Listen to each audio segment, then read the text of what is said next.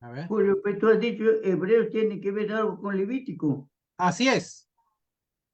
Eso es lo que vamos a dilucidar hoy día. Por eso yo les recomendé leer Levítico antes del estudio. Si no lo hicieron, o si lo hicieron hace mucho tiempo atrás, no hay problema. Tienen tiempo para leer Levítico. No digo que lo estudien, léanlo, y cuando vayamos haciendo el estudio de Hebreos van a decir, ah, por eso es que esto se relaciona con esto, el autor de Hebreos está hablando esto de esto. Ahora, ese es un reto. Segundo reto es, y les decía que no es carta tal cual, o sea, no es una carta tal cual, porque no comienza como carta, ¿no? Creo que ya estamos conectados, sí, ya estamos conectados. Y, a ver, antes de seguir avanzando, Ramosito, ¿podemos orar, por favor, antes de que me mande y después ya no pueda parar?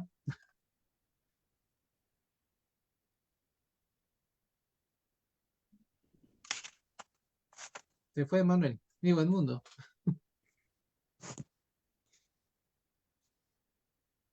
Ramón. Vamos, Sí, oramos, por favor. vamos a orar. Señor, una vez más agradecido, Padre.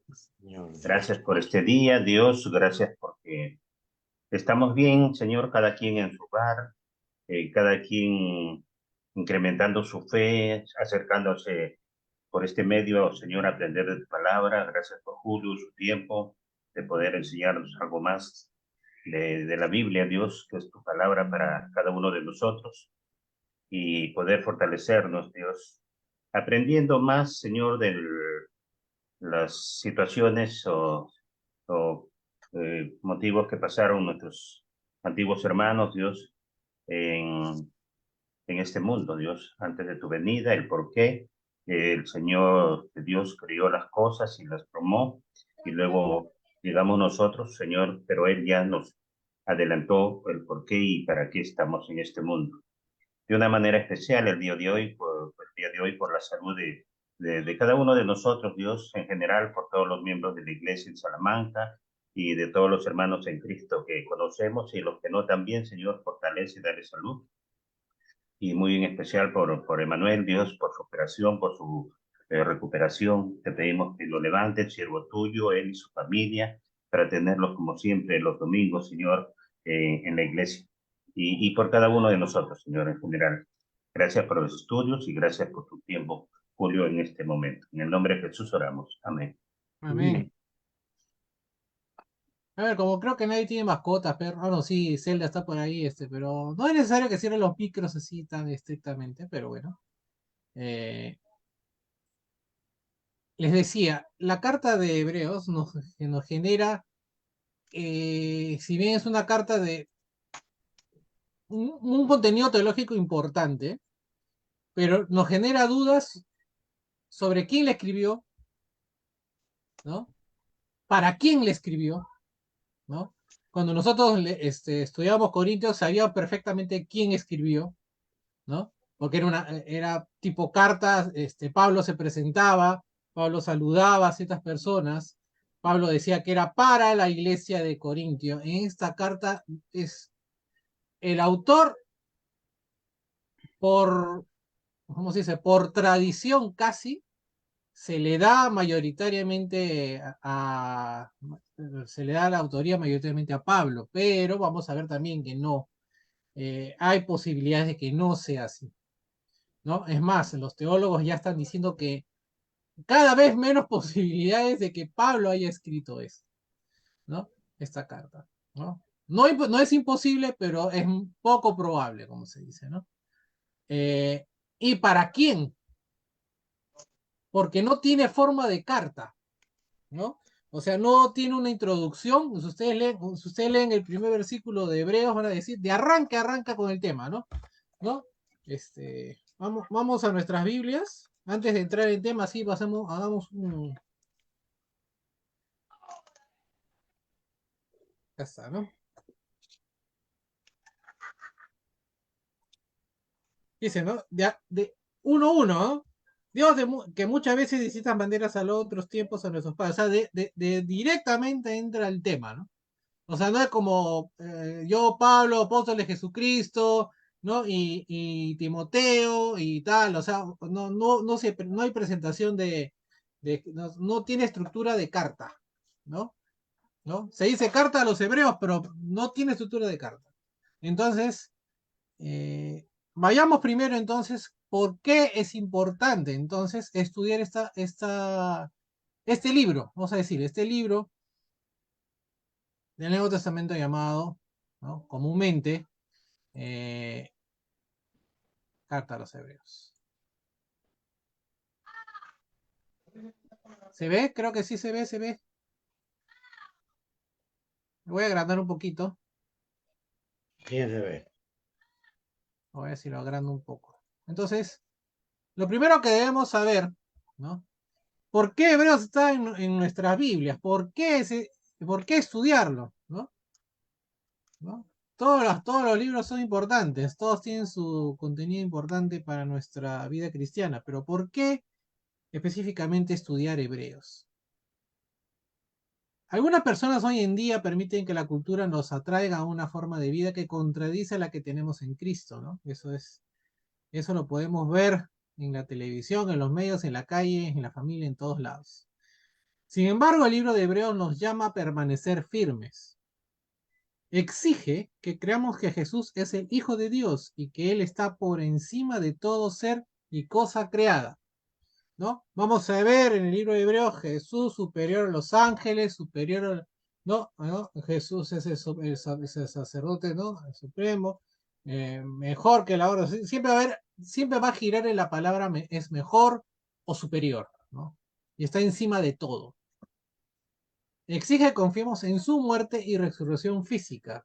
Además, requiere que no dependamos de algún sacramento realizado por nosotros para llevarnos de forma segura al cielo.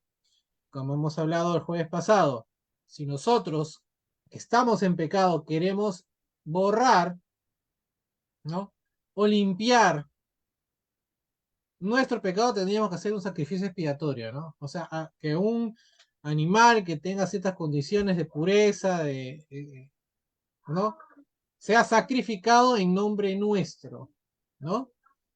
Pero esto era, como les decía, también es una figura, imagen de lo que sería la solución definitiva, ¿no? El propósito del autor escribir Hebreos consistía en sujetar cristianos a Cristo. Esto es, alentar a los lectores a permanecer fieles, independientemente de sus circunstancias, ¿no?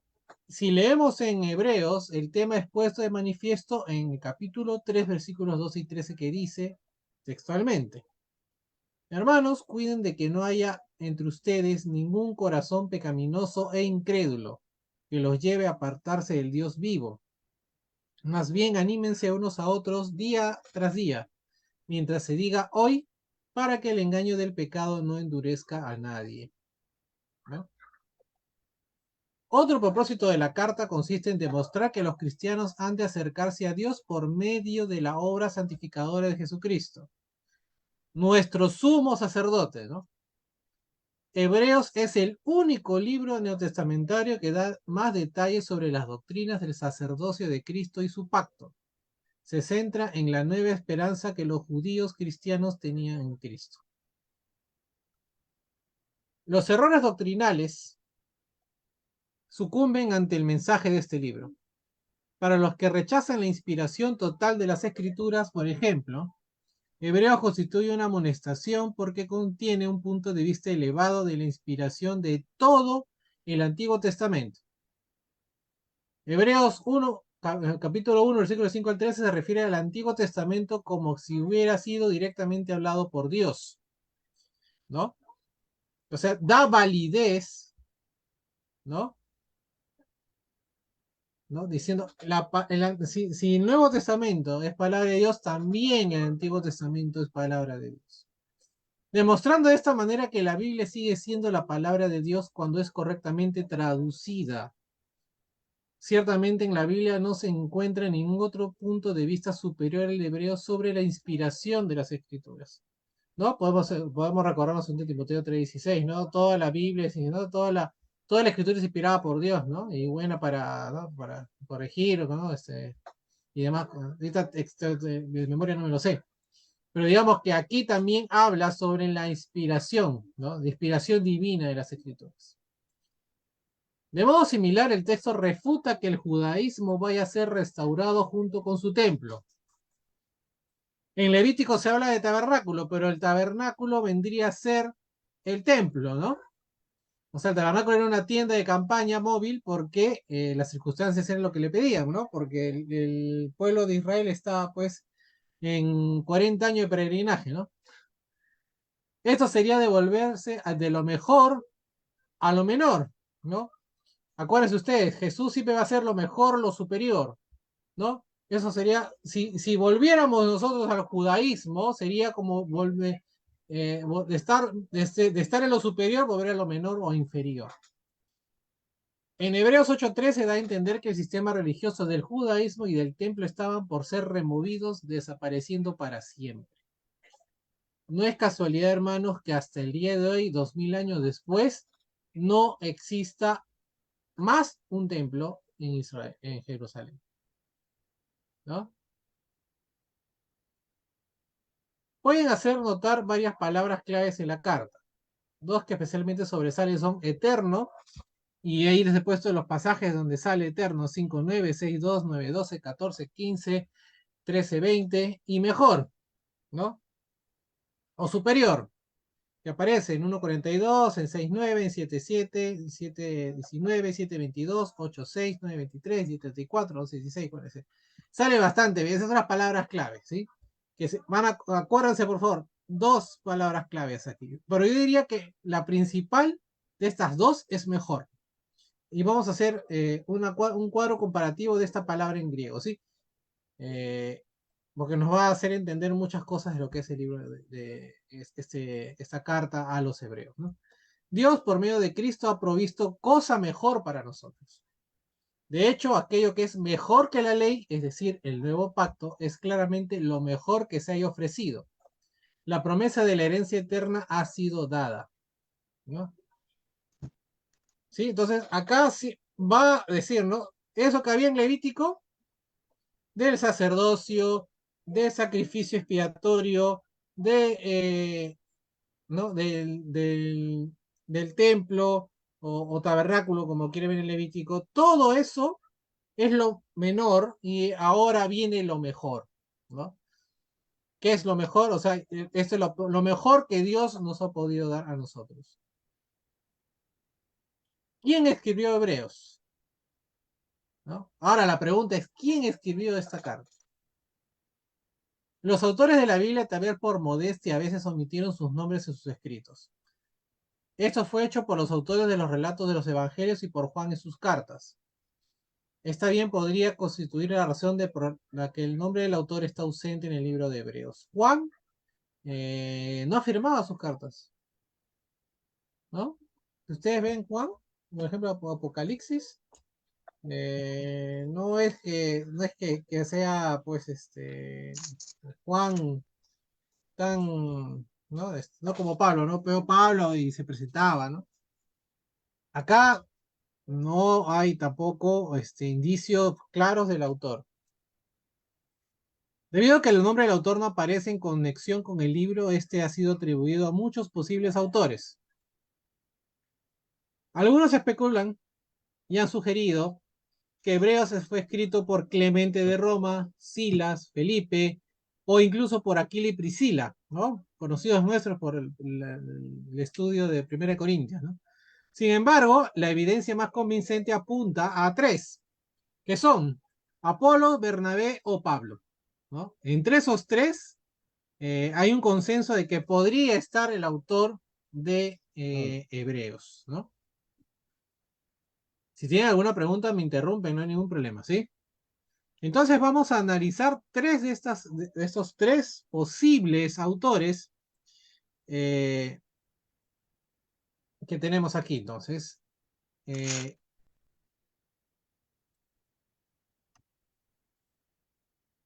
La teoría que dice que Apolos escribió, o sea, vamos a ver Apolos. La teoría que dice que Apolos escribió el libro está basada meramente en similitudes que él usó de términos del autor de Hebreos y el de Filón de Alejandría. Apolos provenía de Alejandría, ¿no? Y eso lo podemos constatar en Hechos 18:24. Sin embargo, no tenemos escritos suyos para comparar con Hebreos, ¿no? O sea, no hay escritos de Apolos para comparar, ¿no? Si esta hipótesis fuera válida, parece que Clemente de Alejandría, el cual escribió alrededor de 200 después de Cristo, lo habría mencionado. Más bien dedujo que Pablo era el autor, ¿no? O sea, Clemente de Alejandría no mencionó a Apolos como autor, pero sí dedujo que Pablo era el autor de este libro. Pese al razonamiento inteligente usado para defender esta idea de que Apolos es el autor, la sugerencia de que Apolos escribiera Hebreos carece de pruebas. Pero es una hipótesis bastante, que van a escuchar ustedes bastante, de que Apolos es el autor de la carta a los hebreos. Es más, yo hace un tiempo atrás discutía con Jonathan y yo soy de la idea que Apolos es el autor, porque Apolos es una persona que conocía a Pablo o escuchaba a Pablo y que pudo basarse en algún estudio, prédica, lo que sea de Pablo para escribir esto, ¿no? Pero como les digo, no hay otros textos no hay ningún texto comparable que se pueda hacer de Apolo, ¿no? Segundo posible autor de esta carta es Bernabé, ¿no? Puede que se dé alguna justificación histórica para considerar a Bernabé como el autor. Tertuliano, que murió alrededor de 200 después de Cristo, se refirió a una carta a los hebreos bajo el nombre de Bernabé, ¿no? O sea, casi, por ejemplo, en diferencia de Apolo, si hay alguien que citó alguna carta de hebreos que tenía como autor Bernabé. Y luego citó del libro que tenemos en la Biblia, ¿no? El hecho de que era un levita le da crédito a la posible autoría de Bernabé. En vista de que Hebreos trata en su mayoría de las actividades levíticas, pero una vez más, en este caso, no tenemos escritos suyos con los cuales comparar Hebreos. O sea, estamos en la misma situación que Apolos, pero con la diferencia de que sí hay alguien, Tertuliano, que lo nombró, ¿no?, como autor de la carta a los Hebreos, ¿no? Bernabé mantuvo una relación cercana y amistosa con la iglesia primitiva de Jerusalén. En Hechos 14:14 se le designa como un apóstol, lo cual tiene que significar que fue enviado a otras regiones como mensajero de las iglesias o por la iglesia de Jerusalén. Cuando nosotros hablamos de apóstol, y creo que eso ya lo hemos tocado anteriormente, en las escrituras vamos a encontrar dos casos de apóstol. El apóstol que nosotros comúnmente entendemos como el que estuvo participó del ministerio de Jesús, estuvo, ¿no? Fue testigo de su muerte y resurrección, etcétera, etcétera, ¿no? Y el género más, el uso de la palabra apóstol más genérica, por decirlo así, es que decir que significa tal cual mensajero, ¿no? Por último, y aquí vamos a hablar un poquito más de repente, es que el autor de la carta de los Hebreos es Pablo. Entonces, por lo general, los estudiosos actuales niegan que Pablo tuviera algo que ver con los escritos de Hebreos y desechan la antigua tradición que, en cierto sentido, atribuían Hebreos a Pablo. Como les decía, ya actualmente eh, ya no hay tantas personas que puedan decir a ciencia cierta que Pablo escribió Hebreos, porque la tradición nos decía, esta Hebreos también es una carta paulina, ¿no? La evidencia histórica no siempre es confiable, sin embargo, no podemos descartar el testimonio de quienes creen que Pablo escribió el libro, ¿no? Ahora, ¿qué evidencia tenemos de autoría paulina, ¿no? Algo muy típico del pensamiento de Pablo lo constituía el uso frecuente de la palabra pacto, ¿no? Acá se repite bastantes veces en Hebreos. La palabra que se tradujo como testamento, diateké en griego, que significa un contrato, especialmente un testamento de herencia o convenio, se encuentra a menudo en los escritos de Pablo. Véase, Romanos, 1 Corintios, 2 Corintios, Gálatas, Efesios, ¿no? Aparece esta palabra diateké, que es testamento, convenio, ¿no? Hablando ya más precisamente un testamento de herencia. Una teoría dice que mientras estuvo en Jerusalén, Pablo transmitió el mensaje de Hebreos en forma de sermón para los judíos romanos. Ojo con esta teoría es interesante, porque si Pablo lo habló como sermón, y ustedes leen la carta de Hebreos, tendría razón de comenzar como comienza. Es decir, o sea, Pablo, yo creo que nadie en un sermón va, o sería muy raro, no digo que sea imposible, de que se presente con una carta, ¿no? Por lo general, cuando uno predica, va directo al punto, ¿no? A lo que quiere decir, ¿no? Se piensa además que cuando llegó a Roma puede que haya dictado el mensaje a Lucas, el cual lo pudió para publicarlo. El hecho de que haya sido un sermón se sugiere de la declaración que dice, tiempo me faltaría, o sea, 11:32, es como decir, ¿por qué diría, por qué diría esto, o por qué leemos esto en hebreo si no fuese porque alguien está de repente hablando y le está faltando el tiempo, ¿no? O siente que está tomando mucho tiempo al hablar, ¿no? El cual refleja la clase de lenguaje griego normalmente usado en el hablar.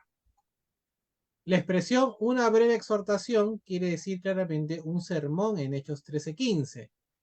El estilo de escritura de Lucas en Hechos es similar al estilo de Hebreos, lo que sugiere la posibilidad de que Lucas fuera el amanuensis. O sea, ¿por qué estamos hablando de Lucas si estamos hablando de la autoría de Pablo? O sea, que Pablo sea el autor y que Lucas sea el que escribió, ¿no? Esto es muy común por ejemplo, los evangelios. Si ustedes leen los evangelios, no es que sea, creo que el único que podríamos decir escrito por alguien directamente es Juan, ¿no?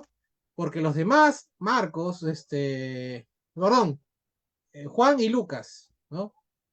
Porque Mateo y Marcos son según. ¿Qué quiere decir según? O sea, según Marcos me contó o según Mateo lo contó, ¿no? O transmitió. Entonces vino alguien, recopiló esa información y dijo, no, Evangelio de Jesucristo según Mateo y según eh, Marcos, ¿no? Es como que yo les contara una historia y a alguien se le ocurre escribir eso y ponga ahí la historia, ¿no? La historia de la Iglesia de Cristo de Salamanca, pues, según Julio, ¿no?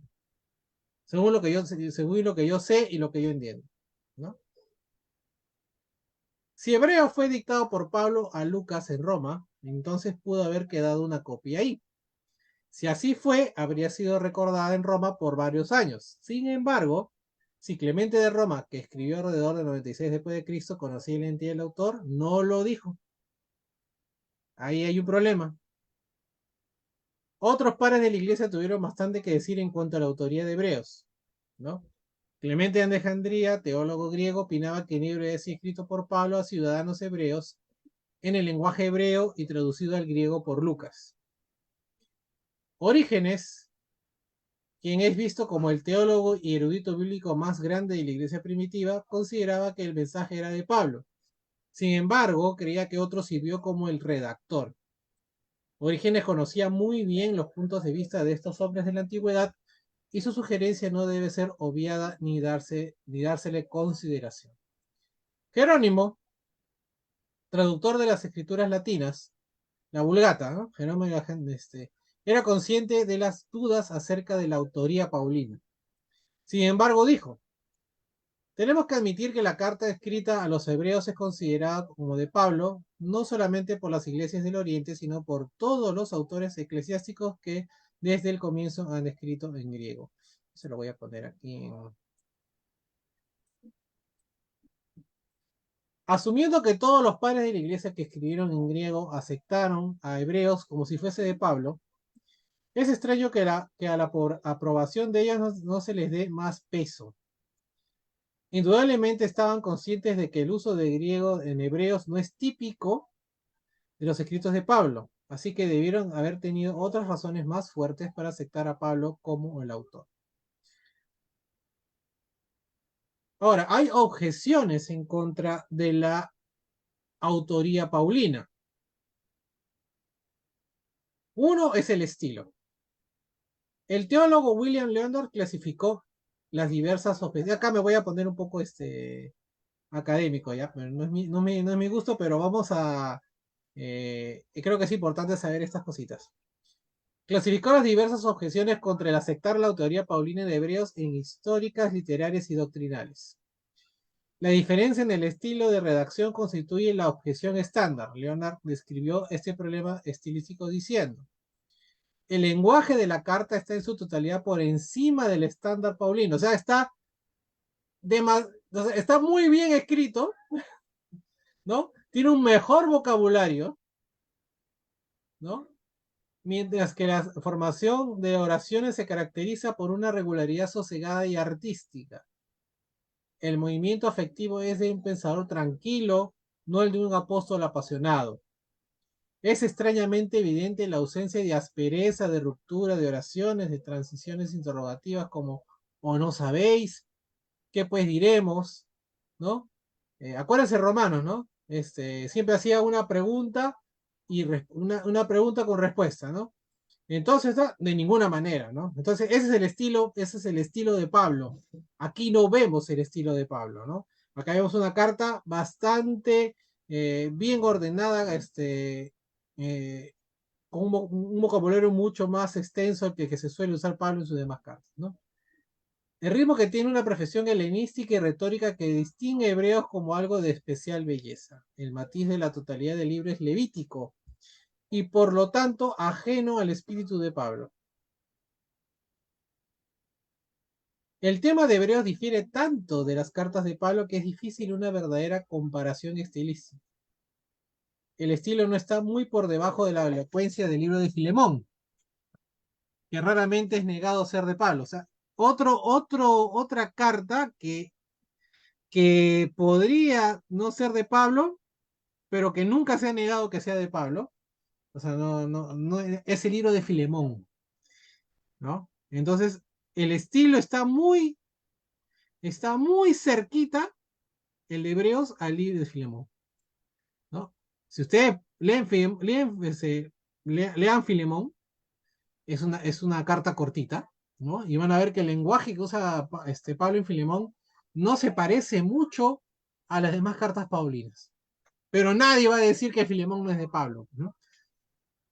Además, si fue compuesto como un sermón y luego escrito, la fuerte semejanza de sus palabras a una poesía muestra que el locutor era alguien que sabía muy bien cómo mantener la atención con un sermón, ¿no? Entonces, otro teólogo, Thomas Long, presentó el siguiente escenario. Es casi como si el predicador que compuso Hebreos desplegara apuntes del sermón sobre un púlpito en algún lugar, mirara a la congregación, pausara por un momento un suspenso dramático y luego comenzara con palabras tan agraciadas y rítmicas como el latido del corazón humano. Acá ya se puso poeta, ¿no? El teólogo, ¿no? Entonces, por ejemplo, cita esta frase en griego, ¿no? Polímeros kai politropos palai, que quiere decir muchas veces, distintas maneras, en otros tiempos, ¿no? Lo que hemos leído, que es el versículo 1 del libro de Hebreos, el libro 1.1, ¿no? Por medio de evaluar Filemón y Filipenses, Leonard demostró que Pablo usó palabras con las mismas raíces a las que las formas especiales en Hebreos, ¿no? Puede que algunas formas parezcan ser totalmente nuevas a su vocabulario, sin embargo, no hay ni una sola palabra en Hebreos que hubiera sido imposible para la mente de Pablo. O sea, acá el Leonard sí está haciendo una defensa, ¿no? O sea, podría ser, ¿no? Podría ser esta carta a los hebreos producto de la mente de Pablo, ¿no? obviamente con inspiración divina, ¿no? Otro punto a considerar es el apostolado. Otra objeción común es el hecho de que el autor admitiera no haber, ojo con esto, no haber sido un testigo ocular de Cristo, del modo como lo fueron los apóstoles, basado en la oración que dice, lo cual, habiendo sido anunciada primeramente por el Señor, no fue confirmada por los que le oyeron. Sin embargo, también es cierto que Pablo ocasionalmente se colocaba del lado de sus lectores. En Efesios 2:3, por ejemplo, se clasificó a sí mismo con los antiguos pecadores de Éfeso, pero ciertamente como judío recto que era, no se había comportado de la forma descrita, ¿no? Pablo tenía a veces la costumbre de escribir poniéndose en el lugar del lector de su carta, ¿no? O sea, si esta persona se encontraba en pecado, no sé, los pecadores con los cuales yo soy, ¿no? De los que pecadores yo soy el primero, ¿no?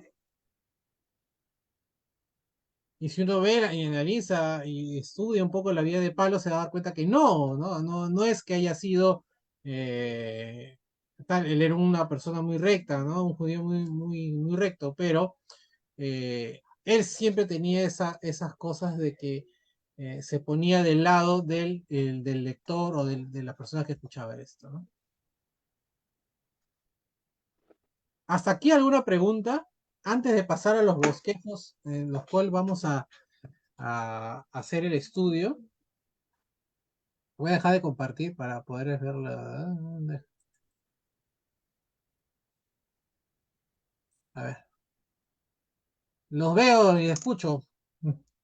Ahora sí. Sí, ahora sí te escucho y te veo. La última expresión que dijiste con respecto a Pablo es que lo que pasa es que en él es marcada la diferencia de su vida antigua con la nueva, pues. De Claro. perseguidor de cristianos a ser un cristiano, entonces eso marca mucho y él era consciente que había cometido lo peor de este mundo de repente en ese momento, ¿no? Y Ujú. siempre lo ha dicho, ¿no? Entonces por eso que él se expresa, ¿no? De esa manera, al decir de que yo soy el peor de todos, tal vez, ¿no? Claro, pero ojo que esta figura de decir eso no es muy habitual, pero sí la utiliza. O sea, No, es que con una sola vez basta. claro, Que pero acá se están digamos, haciendo comparaciones con los libros, es por eso que... claro, exactamente. Y lo que quieren hacer estos teólogos es hacer un poco el abogado del diablo, ¿no? Mira, acá está diciendo que él no fue testigo, ¿no? O la persona que escribió esta carta no fue testigo directo de Jesucristo, o sea, no fue apóstol. Y no, entonces cuando nosotros analizamos en un principio, cuando estudiamos Corintios, y decíamos, ¿Pablo es apóstol o no es apóstol? ¿No? Claro, no es escogido por dentro de los Sí, 12, pero es no, pero de que personalmente, vio a Cristo, o sea, ¿no? Y claro, recibió instrucción de Cristo, o sea, en él fue directo, un en apóstol directo, especial, ¿no? Porque él, así como es. decís, ajá, entonces, sí entra en la categoría de apóstol, y él hace una defensa, inclusive es apostolado en 1 Corintios, ¿no? Porque dice, no, ¿acaso no soy apóstol, no? Dice, ¿no? Entonces, él hace la defensa porque como haremos memoria, mucha gente en Corintio no lo consideraba tanto a él como un apóstol o como una persona que fuera enviado de Cristo, ¿no? Y él hace su defensa por eso, ¿no? Bueno, entre otras cosas porque en Corintio pues habían facciones, habían orgullos, habían peleas internas y demás por quién era el mejor, o sea, no venía ni de Pablo, ni de Apolo, ni de, ¿qué más se menciona a 1 Corintios? Ni de Pedro, o Cefas, ¿no? O sea, ninguno de ellos fue, como el que originó una disputa, sino que entre ellos, por preferencias personales quizás, Eh, se crearon bandos, ¿no? ¿No? Entonces, y ojo que les acabo de mencionar que una de las teorías dice que Apolo fue el autor de este libro, de esta carta a los hebreos, ¿no? y también podría ser la diferencia entre uno y otro, o él tenía una actitud diferente en hacer cada libro conforme a las circunstancias, ¿no? Como lo dice apasionadamente, de repente, dentro del hecho de querer que las personas acepten, entiendan, comprendan y de repente como que pones algo más efusivo, ¿no? Ujú. Y otras de Entonces, repente te da una ujú. forma más pausada, calmada, ¿no? Y que si ustedes leen Hebreos, tiene una estructura bien académica, por decir de cierta forma académica. O sea, no es, yo no estoy respondiendo a alguien, o no estoy sugiriendo nada a nadie, y no, o no estoy respondiendo preguntas de problemas o dudas que hay en la iglesia. No. Él va al grano, ¿no? Es una exposición bien, o sea, usa bastante vocabulario, o sea, es como si es más académica, es más más, o sea, hasta cierto punto dicen, ¿no? Más poético, más mejor escrito, ¿no? Que lo que usualmente Pablo solía hacer, ¿no? Ahora, a mí haciendo haciendo el estudio de hoy, un poco revisando lo que iba a hacer el estudio de hoy, me gustó mucho el hecho, digamos que me activó la cabeza el hecho de que pudo, o sea, la teoría de que pudo haber sido una prédica, ¿no? Y esta poesía que tengan presente esta cosa, porque es bastante interesante eso que proponen los teólogos, ¿no? Que pudo haber sido una prédica, ¿no? Escrita, ¿no? Alguien que escribió esta prédica y pulida por Lucas, ¿no? Y es más, está la teoría de que esta prédica fue hecha en hebreo, para los hebreos, escrita en hebreo, o en arameo, según sea el caso, y traducida a Lucas en griego, ¿no? Entonces, esa teoría a mí, a lo personal, me pareció bastante interesante, ¿no? O sea, entonces sí, entonces esa teoría sí podría avalar que esta carta sí sea una carta paulina, al fin y al cabo, ¿no? O digamos, que hay muchas cosas que nos generen dudas, ¿no? ¿No? Y ahora ahora las dudas van a venir no solamente del autor, sino para quién lo escribió, ¿no? Pero antes de eso, vamos a bosquejar el libro, ¿no? Entonces, ¿cómo vamos a leer este libro? ¿Sí? Entonces, hay dos bosquejos, uno general y uno cristocéntrico. Nosotros, evidentemente, vamos a ir al cristocéntrico, ¿sí? Vamos a compartir pantalla de nuevo.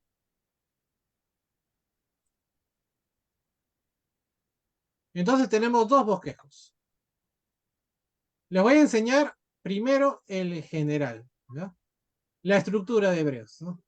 Como lo van a encontrar de repente ustedes en muchas Biblias de estudio, ¿sí? En el cual tenemos el primer punto, que es la persona de Cristo, que va del capítulo 1 al capítulo 4, 13. Versículo 13, que es la parte A, naturaleza divina, capítulo 1, capítulo 2, la segunda parte, naturaleza humana, y la tercera parte, la palabra profética, que es de 3.1 al 4.13.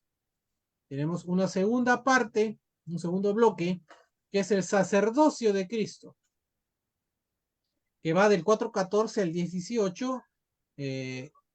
No lo copien, no se maten tanto copiando esto, porque ese es el esquema general. Ahorita vamos a ver el esquema cristocéntrico, que es el que nosotros vamos a atacar, bueno, a leer la carta, ¿sí? Pero este es el, como les digo, esta es la estructura de hebreos que comúnmente ustedes van a encontrar de repente en sus Biblias de estudio, ¿no? El sacerdocio de Cristo, su oficio, primera parte, 4.14, 7.28, su labor sacerdotal del 8.1 al 18, el nuevo pacto, ¿no? La expiación, el sacrificio, ¿no? Tenemos un tercer bloque que es aprobación y aplicación de la labor. El privilegio de la responsabilidad del 19 al 39, los triunfos de la fe, capítulo 11, y aplicación, capítulo 12, y un cuarto bloque que es el epílogo personal, ¿no? Ahora bien, como le digo, este es un esquema general del libro. Hay un esquema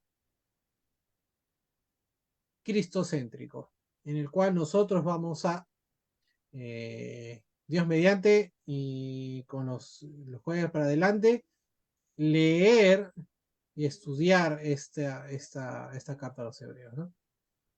Que tenemos como primer punto, o sea, como esquema general, llamarlo la superioridad de Cristo. Acuérdense que les dije que había dos palabras claves, y una de esas palabras claves es mejor o superior. Y mejor y superior va a girar la idea de que algo es mejor o que Cristo es mejor o superior a algo o a alguien, gira alrededor de la carta de Hebreos. Entonces, como primer bloque tenemos a Cristo y su obra, ¿no? Entonces queremos a Cristo el Hijo, este esquema se lo voy a mandar por WhatsApp, ¿no? Es más, se lo voy a mandar ahorita para que la iglesia lo tenga y los que no están en el curso se animen. Se animen. Vamos a IDC. Se animen, ¿me escuchaste? Claro, se animen. Ahí está. Si llegó IDC Salamanca, está la superioridad de Cristo, ¿no? Cristo y su obra. No, lo malo es que no llegó con los subtítulos, pero creo que ahí se entiende un poquito.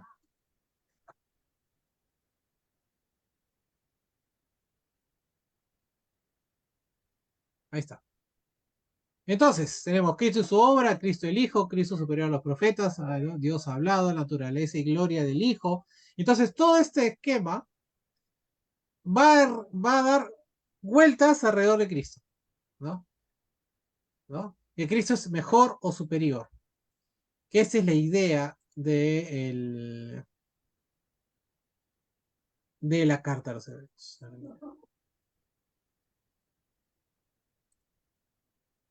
¿Ya? Entonces, ven el texto, ¿no? Se ve, ¿no? O, espérate. ¿Se ve lo que está escrito? No, ¿no? No sé lo que se ve.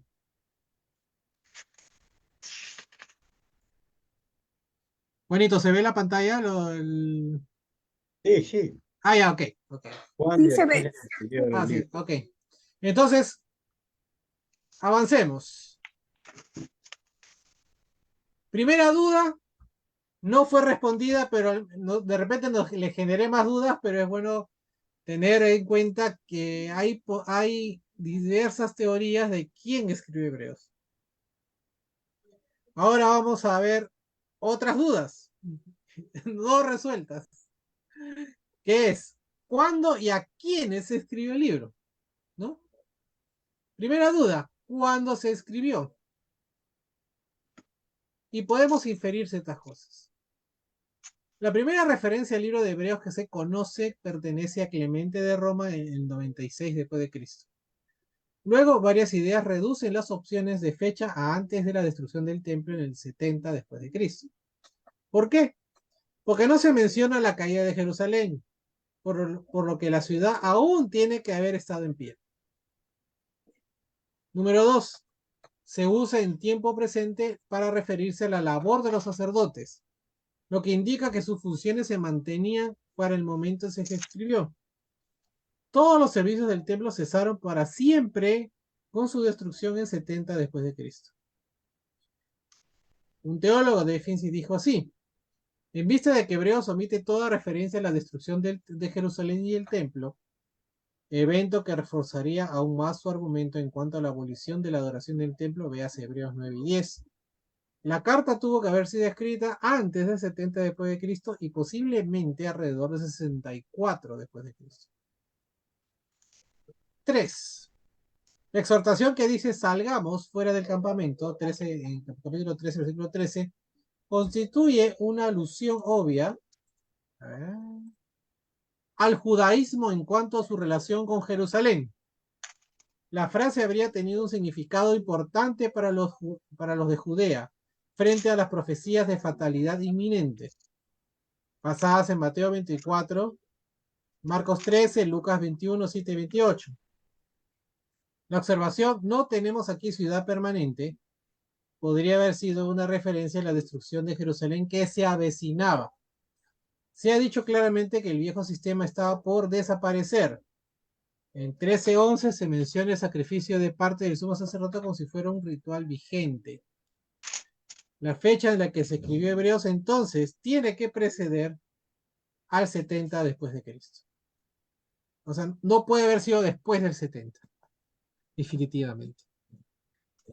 Porque se menciona a los rituales judaicos, o sea, los rituales que hemos leído en Levítico, como que todavía están vigentes.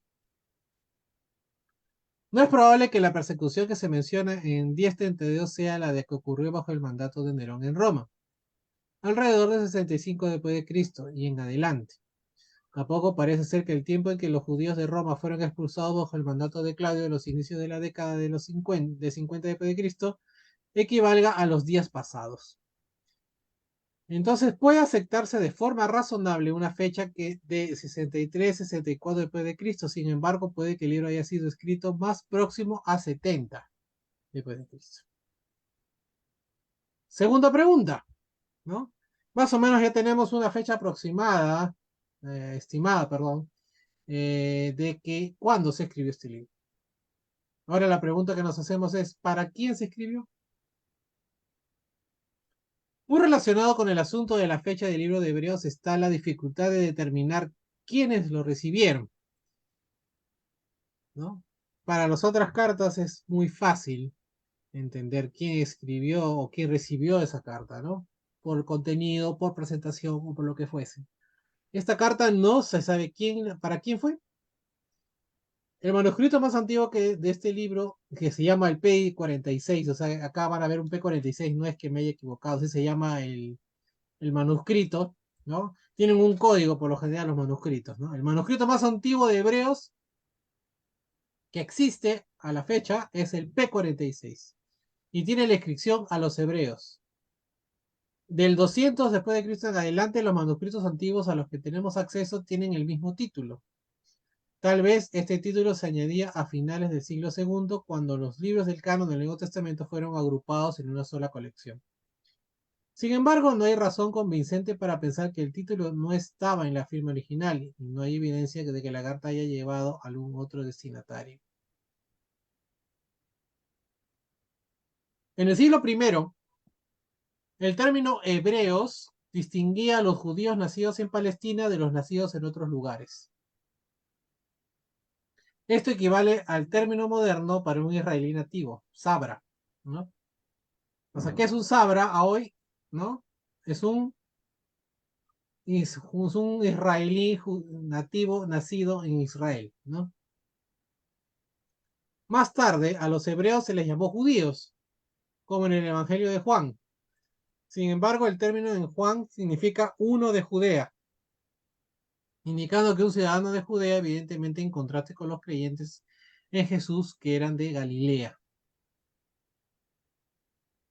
La ubicación de los destinatarios de la carta es asunto de conjeturas. Sin embargo, se pueden sacar algunas conclusiones de ideas expresadas en el texto. En el capítulo 13 pone en manifiesto que los lectores conocían bien al autor. Este sabía de sus padecimientos pasados y cómo habían perdido sus bienes, pero que no habían derramado su sangre, ni experimentado la pérdida de personas cercanas a ellos. La frase resistido hasta la sangre podía solamente referirse a la generación anterior de Judea. Este hecho podía referirse a cristianos de Judea que constituían la siguiente generación después de Hechos 8, 1:14, 1:4 y de 9, 1 y 2. Y particularmente a un grupo de sacerdotes creyentes.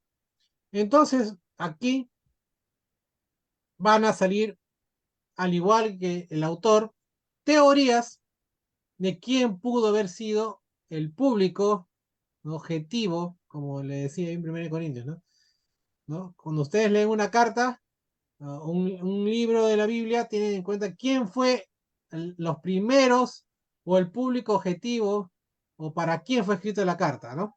Entonces, en 1 Corintios nosotros leemos, hay mensajes que nos sirven a nosotros, pero nunca perdamos de vista que 1 Corintios fue escrita para la iglesia de Corinto en el siglo I, ¿no?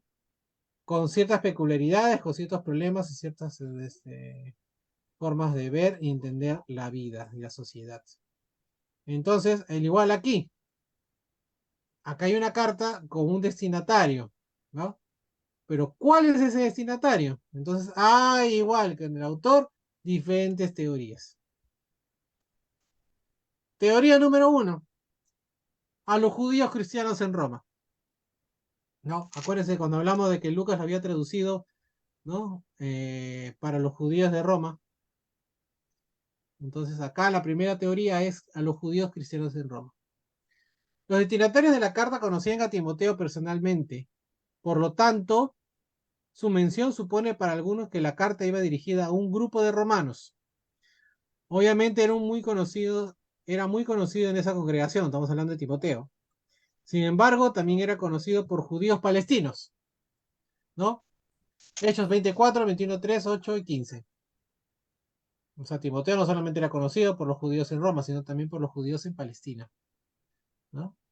En vista de que Clemente tenía una copia de Hebreos en Roma y citó de ella, otro teólogo propuso que el libro fue dirigido a un grupo romano de cristianos. Ciertamente los judíos cristianos de Roma pudieron haberse beneficiado en gran manera de su contenido, a pesar de que la referencia a los sacrificios realizados en el templo tendría más significado si hubiera sido escrito a destinatarios de Judea. Si los destinatarios eran parte de una congregación romana, se podría argumentar una fecha más avanzada, incluso 80 después de Cristo. Si los destinatarios de la carta eran un segmento de la Iglesia de Roma, entonces 1025 debió haberse referido a la persecución bajo el mandato de Nerón que estaba por venir. Por lo tanto, sería necesario fecharlo del 64 después de Cristo. Si no era esa persecución, tendría que ser fechado a principios de la década del 90 después de Cristo. Poco antes de que se agudizara la persecución bajo el mandato de Domiciano, la fecha más tardía estaría por lo tanto más acorde con la fecha de la década de los 80 después de Cristo, o sea, sugerida por Christian, ¿no? Si los estoy enredando, disculpen, pero acá son muchas teorías, ¿sí? Porque como digo, la carta nos genera más dudas que certezas sobre quién escribió, sobre para quién escribió, pero eh, el contenido se refiere, nos va a dar ciertas luces, ¿no? Sin embargo, si el destinatario romano no ha sido probado, el argumento de que se meca para la fecha tardía se viene abajo, e incluso admite que la frase los de Italia os saludan podría ser interpretada así: los que están en Italia les envían sus saludos. Esta posibilidad debilita bastante su defensa en cuanto a los destinatarios romanos. Si la carta fue escrita a una congregación romana o a una iglesia que se reunía en una casa, 1324 tendría que traducirse así: los que provienen de Italia os saludan. En vista de que la expresión es ambigua, fácilmente pudo haber tenido la intención de ser tal y como normalmente se traduce, es decir, los de Italia. Un teólogo creía que los de Italia quiere decir un grupo pequeño de Italia que un grupo pequeño de Italia estaba con el autor donde fuera que éste estuviera cuando escribió su carta, ¿no? Otro grupo, ¿no? Otra teoría es que esta carta a los hebreos fue escrita a un grupo de sacerdotes convertidos, ¿no? Esta palabra de exhortación, como dice en 3:22, pudo haber sido escrita por un grupo de sacerdotes convertidos, tales como pasó en Hechos 6:7. Sin embargo, estos destinatarios habían comenzado a regresarse al judaísmo en sus corazones, lo que habría sido una tendencia natural en ese grupo de hombres.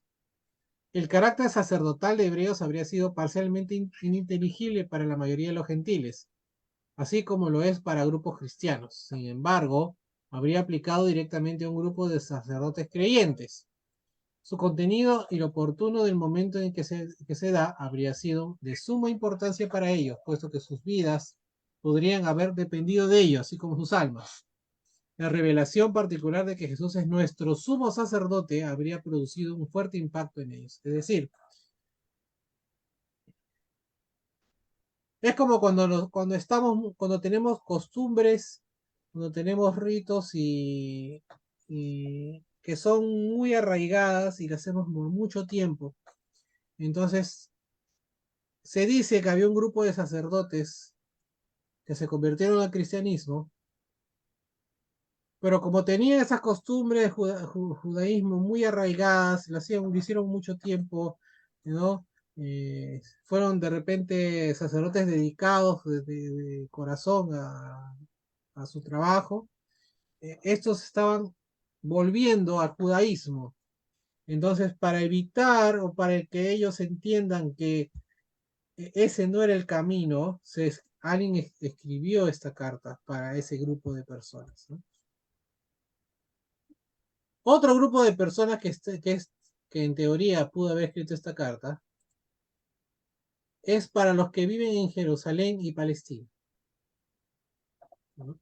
Es probable que este libro haya sido escrito a judíos cristianos en Jerusalén y Palestina. El primero en mencionar que los destinatarios estaban en Jerusalén y Palestina fue Crisóstomo, en su introducción a su homilía sobre Hebreos. La probabilidad de que los lectores eran de esa región se hizo más evidente con el descubrimiento de los rollos del Mar Muerto, lo cual ha llevado a algunos eruditos a aceptar la idea de que los destinatarios eran un grupo de sacerdotes.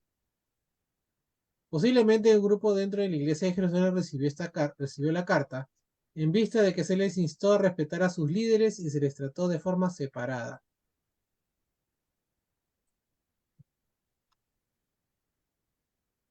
No hay indicación de que fueran una iglesia mixta de judíos y de gentiles. Eusebio declaró que hasta el tiempo de la sublevación a cargo de Adriano, ¿no?, la iglesia de Jerusalén estuvo compuesta en su totalidad de hebreos, ¿no? Fiense se opuso al punto de vista sobre los destinatarios palestinos debido a la alta calidad del idioma griego presente en la carta. Para los cristianos de esa región, el griego había sido solamente una segunda lengua y para muchos desconocida o tan solo toscamente conocida. Sin embargo, si los destinatarios eran sacerdotes, habrían sido maestros del pueblo y se puede que hayan estado familiarizados con las complejidades del lenguaje griego. Además de ello, la lectura y la comprensión son más fácilmente adquiridas que la habilidad para la escritura de otro idioma, así que puede que hayan entendido fácilmente la carta. Hebreos 2.3 ha sido usado para argumentar que los primeros lectores no eran de Judea, en vista de que ellos no habían escuchado ni visto al Señor.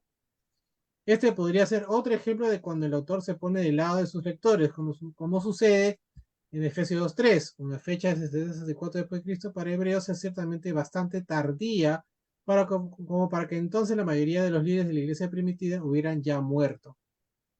Observa el tiempo pasado en 3.7. Vamos a ir rápido con esto. La validez de cualquier argumento a favor de un destinatario en Judea depende de cómo se interprete Hebreos 10:25. Para estar en armonía con la redacción del texto y la profecía de Jesús, la frase que aquel día se acerca tiene que entenderse como el día del sufrimiento de miles de judíos. Esto sucedió con la caída de Jerusalén y la destrucción del templo en 70 después de Cristo. Del modo que una persona no puede ver, o sea, justo está hablando lo que César habló el domingo, ¿no? De la abominación desoladora, ¿no? Que es la destrucción del templo y demás, ¿no? O sea, cosas que ya van, o sea, que esa generación iba a ver, ¿no? Del modo que una persona no puede ver que su muerte se acerca si no hay indicaciones físicas de enfermedad o lesiones, tampoco podemos ver la segunda venida de Cristo porque no hay señales que indiquen el tiempo. Las señales de Jesús nos da en Mateo 24, Marcos 3 y Lucas 21 apuntan a la caída de Jerusalén y no al fin de los tiempos. Las señales que Jesús ofreció en esos textos, los cuales anuncian eventos que llevan a la caída de Jerusalén, podrían ser reconocidas a medida de que se cumplen entre 66 y 70 después de Cristo. Observaciones adicionales. Entonces tenemos, recapitulemos un poco, tenemos tres posibles públicos, ¿no?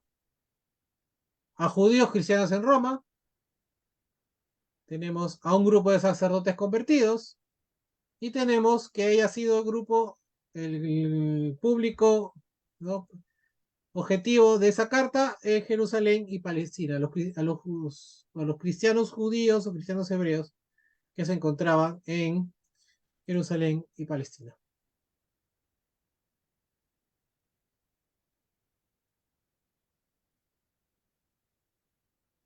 Algunas observaciones adicionales sobre Hebreos.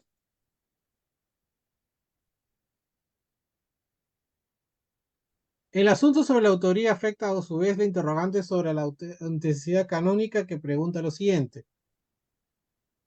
¿Es Hebreos parte de la Biblia? ¿Es realmente escritura? El lugar de la carta en el canon no fue negado en Oriente durante los primeros siglos después, o sea, los después de Cristo. Eusebio lo situó entre los escritos reconocidos, como también entre los libros cuya inspiración era cuestionada.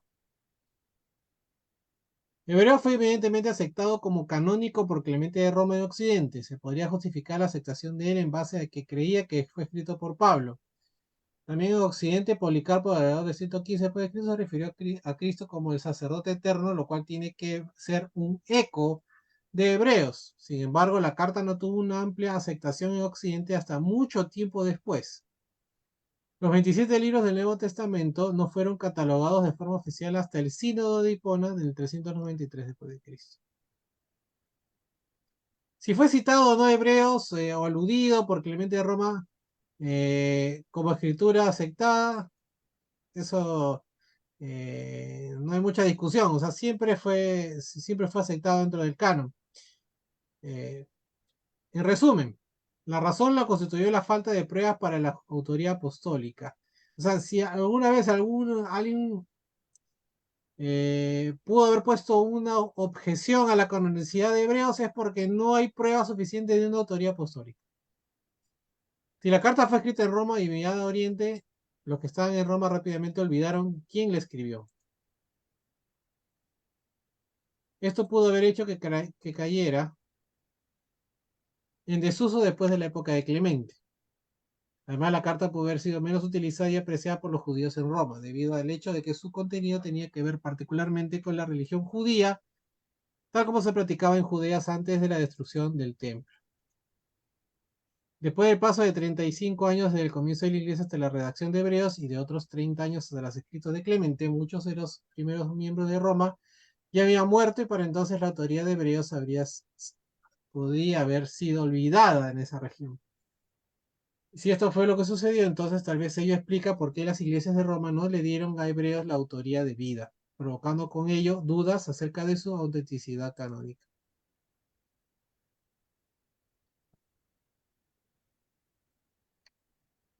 O sea, en resumen, ¿qué es lo que acabo de decir?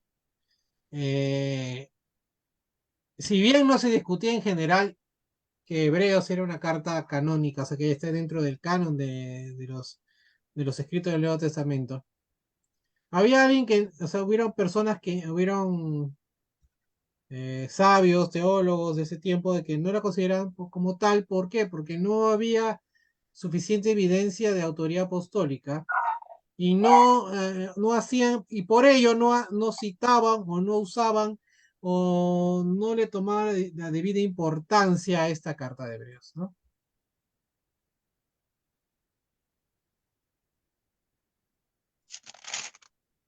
Entonces vamos a saltarnos esta parte de la historia para no aburrirlos. Entonces vamos a ir a lo importante, o que es el centro para terminar con todo este estudio preliminar del día de hoy, ¿sí?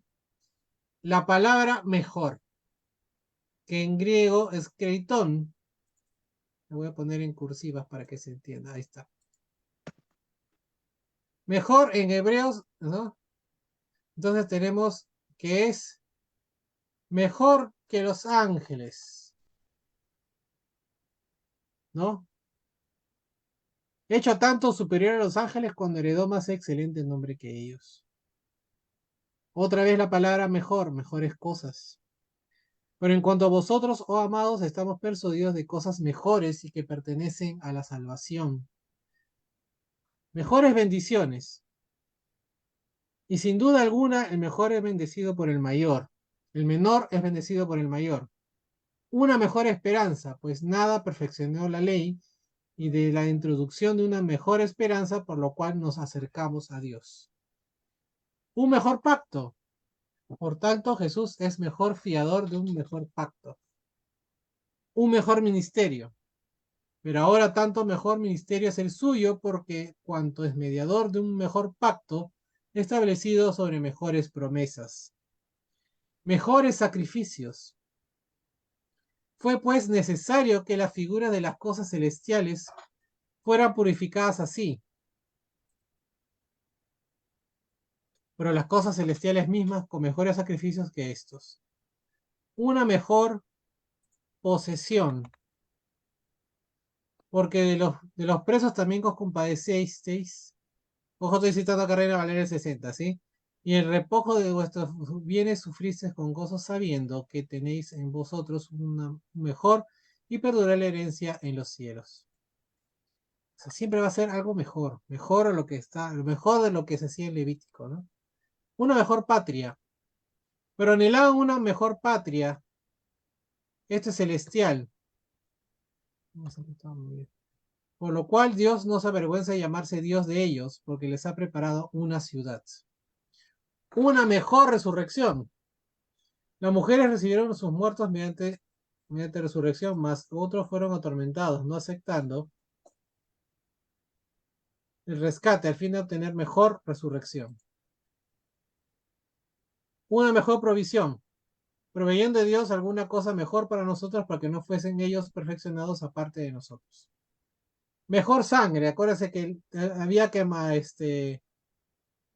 mejor sacrificio. A Jesús el mediador del nuevo pacto y la sangre rociada que habla mejor que la de Abel. ¿No? Entonces siempre vamos a encontrar, esto lo voy a pulir un poquito, en una versión quizás mejor de la Biblia, la versión que solemos usar que de manera contemporánea. Pero digamos, la palabra clave que vamos a ver alrededor de este libro, de esta carta, va a ser la palabra creitón, que se puede traducir como mejor o superior, ¿no? Por ejemplo, aquí en 1.4 es superior a los ángeles, ¿no? No nos olvidemos de eso al estudiar el libro. Y creo que ahí lo vamos a dejar. Ya la siguiente semana vamos a entrar de lleno al libro, ¿sí? Con todas esas ideas que he tratado de, creo que, espero que algo se haya quedado. Sé que ha sido muy teórico hoy día la clase. ¿Puedo abrir micrófonos? Podemos conversar. El, sé que ha sido un poco aburrida de repente hoy día, muy teórica, pero nos vamos a quedar con lo que hemos hablado al principio y lo que hemos hablado al final casi, ¿no? Julio, Sí, Mundo. parece en el libro de Hebreo que ha existido varios eruditos,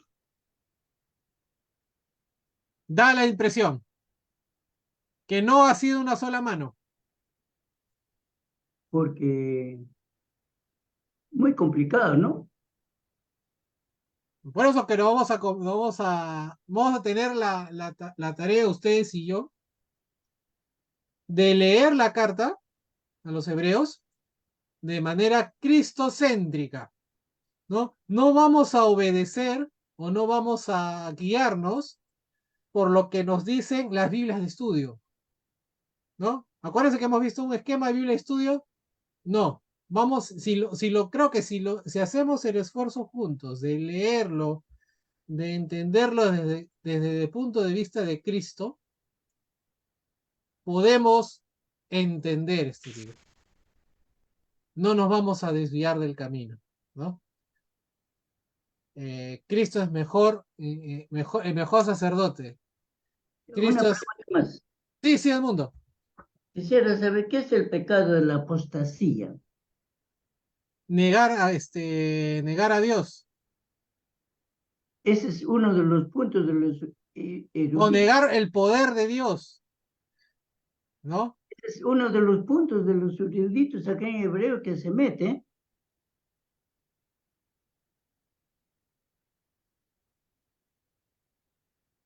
Bueno, eso es lo que más o menos entiendo. Como le digo, una de las teorías de justamente de quién ha sido el público objetivo, y por eso lo dicen los teólogos, es que hayan sido sacerdotes, ¿no? Hebreos, judíos, o sea, como lo conocemos nosotros, levitas, ¿no? O sea, encargados de llevar el animal, de hacer el rito de sacrificio, ¿no? Que se han convertido al cristianismo, ¿no? Pero por costumbre, se estén regresando al judaísmo. Por eso decía, esa es una teoría y es una teoría bastante fuerte. Entonces la carta dice, no, esto no es así porque tú al regresar al judaísmo, entonces estás negando el poder de la sangre de Cristo, o sea, estás volviendo de nuevo. Y como te decía hace un ratito, apostasía es no solamente negar a Dios, sino negar el poder de Dios, ¿no? Si tú regresas a sacrificar animales ya habiendo escuchado, ya habiendo entre comillas entendido que el único sacrificio que nosotros necesitamos es la sangre de Cristo, ya no necesitamos más sacrificios expiatorios. Ya Cristo hizo eso por nosotros, ¿no? Pero el judío, ¿qué hace hasta el día de hoy? El judío hasta el día de hoy celebra Yom Kippur, ¿no? Y en sacrificio expiatorio mata a un animal, no te estoy diciendo todos los judíos, ¿sabes? Pero los judíos que son, lo que se les conoce comúnmente como los ortodoxos, los hasídicos, ¿no? Que ustedes lo deben tener ahí en su cabecita, lo deben tener cómo son ellos, ¿no? Son los que se visten de negro, con sus rulitos acá, su sombrero acá, ¿no? Ellos, ¿no? Con su barba, ¿no? Ellos hasta el día de hoy celebran sacrificios en Yom Kippur, ¿no? Pero, ¿qué hacen? Entonces, ellos pagan, no sé, compran una gallina, pagan, por poner un ejemplo, ¿no? Pagan 100 soles, la gallina más cara de todas, ¿no? Entonces hacen un rezo, se pasan la gallina así, ¿no? Y entregan esa gallina a un sacerdote. Y ese sacerdote la sacrifica, yo no sé qué rituales más hará, dicen que esa gallina no se desperdicia, no sé qué, se le va a comer a gente pobre, no sé. Pues digamos que todavía hacen eso, ¿no? O sea, todavía hacen, gallina, o pollo, por favor, llévate mi pecado, empiezan a rezar, ¿no? Pum, pum, pum, y se le entregan al, es un pollo por persona. Además, se le puedo mandar el video por YouTube, porque, y en español, ¿no? Porque hay un judío, eh, de origen colombiano que explica esto, ¿no? Un judío ortodoxo de origen colombiano que explica esto, ¿no? O sea que, como dice, ¿no? Que yo rezo la gallina y la entrego para que el sacerdote la sacrifique, ¿no? Pues Bueno, digamos, si un sacerdote cristiano hace eso, o sea, que el cristiano hace eso, ¿esto qué quiere decir? Está haciendo apostasía, sí, porque está negando de nuevo la sangre de Cristo, pues, ¿no? exacto, ahí Ujú. era mi pregunta, Ajá. porque yo he conocido a cristianos bien profundizados, a cristianos que conocen bastante Biblia y hoy en el día están en el mundo. Para mí parece que eso lo ha tocado la apostasía, Ujú. o no es así. Claro.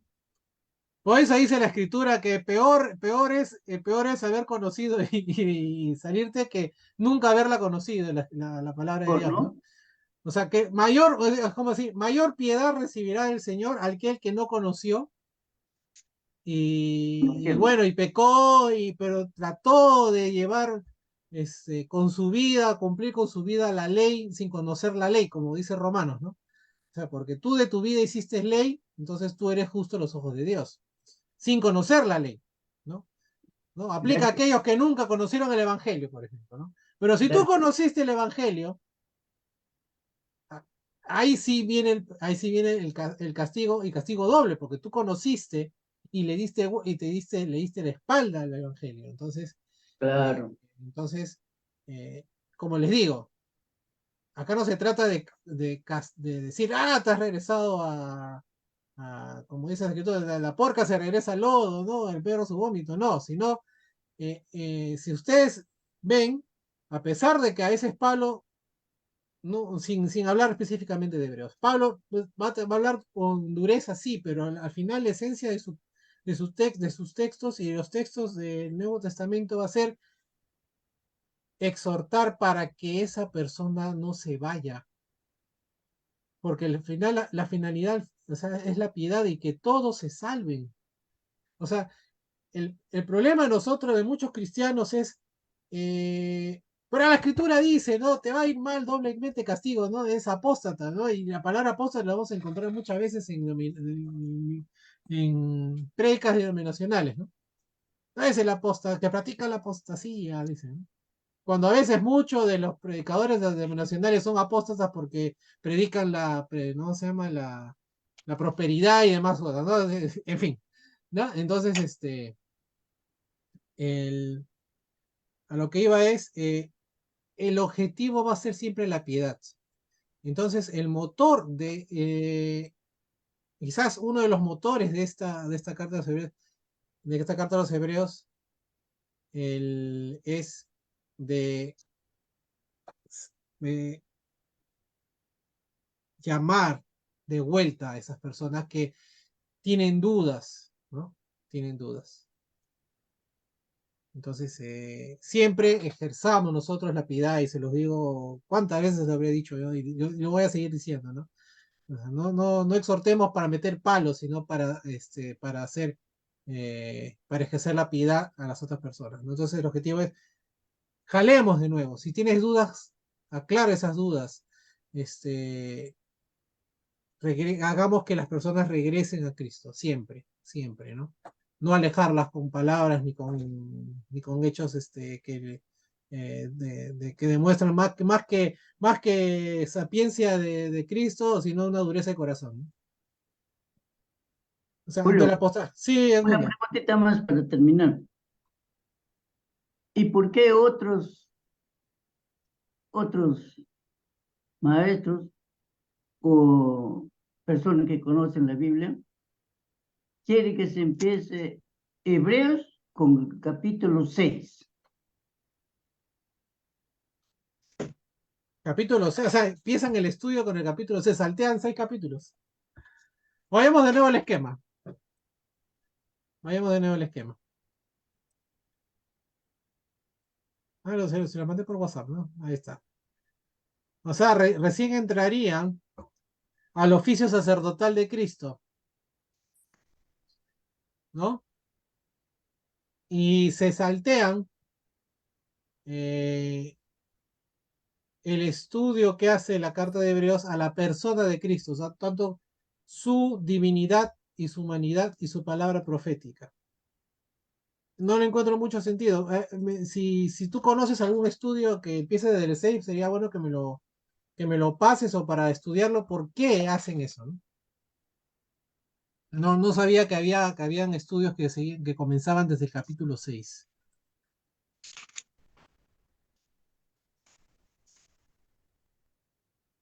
El domingo, o sea, si puedes, me dices, a ver, ¿por qué hay estudios que comienzan desde el capítulo 6? Mira, me agarraste frío, porque no he encontrado ningún texto que diga que del capítulo 6 empiezo a estudiar Hebreos. Empiezo a estudiar Hebreos. Ah, bien, hay un esquema muy general que ese es el que no vamos a hacer. El que vamos a hacer es el que le he mandado por WhatsApp. Es como una perturbación, yo creo, entonces esto, ¿no? Entonces, ¿para qué se escribieron 5 capítulos antes? Donde, Disculpe, donde habla de la divinidad y la humanidad y la obra de Cristo, ¿no? ¿No? Entonces, ¿por qué saltearse eso? No, no, yo entiendo que así como yo, habrán cientos de personas que estudien un mismo libro y ningún estudio es igual, ¿no? Y yo no pretendo, como les digo siempre, yo no pretendo que mi parecer o lo que yo crea, lo que yo sepa, sea lo que ustedes crean, o sea, de que lleguemos a un punto de común acuerdo, ¿no? está bien, Julito, gracias. Sí, Edmundo. Hermanos, ¿alguna pregunta adicional, un comentario antes de finalizar de repente la clase? ¿Todo está bien? Disculpe que haya sido hoy día un poco aburrido, pero así no había de otra. Bastante, por Es- eso más he tenido que hacer memoria. Me parece que había sido uno de los eruditos, tú. Julio, Sí, Ramoncito. gracias por compartir tu aburrimiento con nosotros. Es una broma. Yo creo que esta clase, en vez de generar respuestas, generó más preguntas, sobre todo sobre autores y público, pero la idea principal, creo yo, nos quedamos con el principio y final, que es en qué gira o el propósito de esta carta, ¿no? Entonces, ese va a ser la idea que yo siempre, cuando comenzamos un estudio, que se queden siempre en la cabeza esa idea, ¿no? Entonces, cuando vayamos leyendo, decir, ah, mira, que acá también menciona mejor o superior a quién, ¿no? Un sacerdote, los sacerdotes de qué habla, en Levítico habla de sacerdocio, ¿no? Habla de sacrificio, ¿no? Él es el mejor sacrificio. ¿No? Entonces ya no tengo que matar animales, ¿no? Ya no, ¿no? Pues digamos que todo lo que dice Levítico era como la imagen de lo que podría, lo que se vendría a ser el cumplimiento final en Jesucristo, ¿no? ¿Sí? Bueno, hermanos, son 8:30. Sí, gracias, Bien, Julio. de una manera. Hermano Gracias, sí. Emanuel, que se recupere, hermano. Descanse, tranquilo. Juanito, gracias. El mundo. Gracias, gracias. Gracias, Gracias. Chao, cuídense Gracias. todos. Gracias. Gracias, Nos Julio. vemos. Gracias, Julio. Nos vemos, Cooper. Ya, ya, nos vemos. Ya, Juanito. Chao, hermano, nos vemos. ¿Ah? Nos vemos, nos vemos. Nos vemos, hermanos. Cuídense. Que Dios los Ya, bendiga. ya. Dios mediante nos vemos el domingo.